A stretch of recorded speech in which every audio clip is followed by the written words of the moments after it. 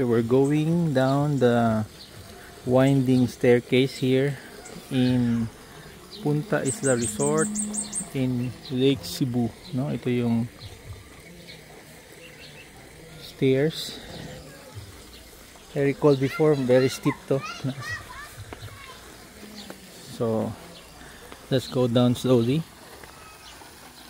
Ayan.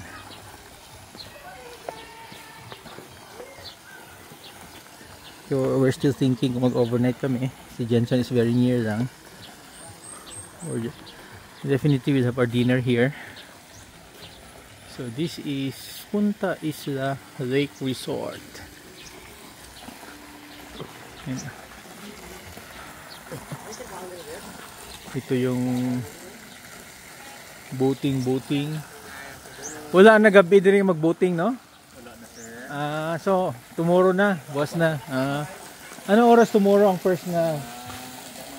9 o'clock pa? Okay. So this is yung water show nila, no? Here.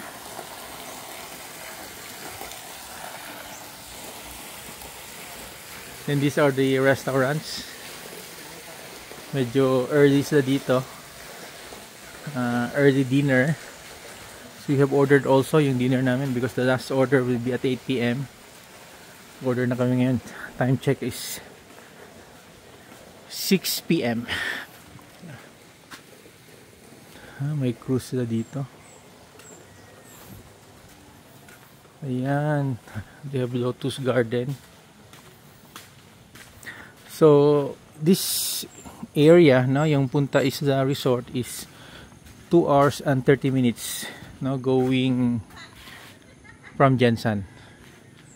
Sa taas ng bundok may mga structure na rin pala, oh. So very famous yung lake na to for breeding yung mga tilapia, no? Freshwater. This is a crater lake, ibig sabihin sa taas ng mountain, para siyang Taal Lake. Let us see, no? Very nice water display here. Nandyan yung sa taas.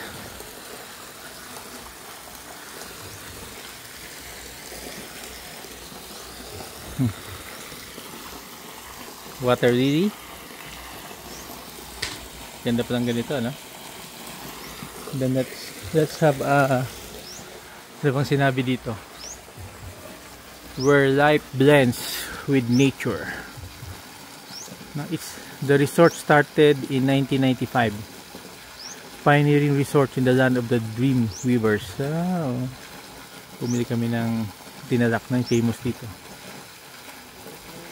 Oh, yung tilapia is known as St. Peter's fish. Talaga? St. Peter's fish. Karoon ko na balaan, di ba? Ang tilapia, St. Peter's fish. 28 years na. Yan o. Okay. And we'll be dinner lang kami. We'll be going up there. Mataas. Okay. Baba-aba to na stairs. Slowly lang. Yung pa-akyat. Then another last look of the lake from this vantage view. Very scenic. The calming view. Chill na chill ka lang dito.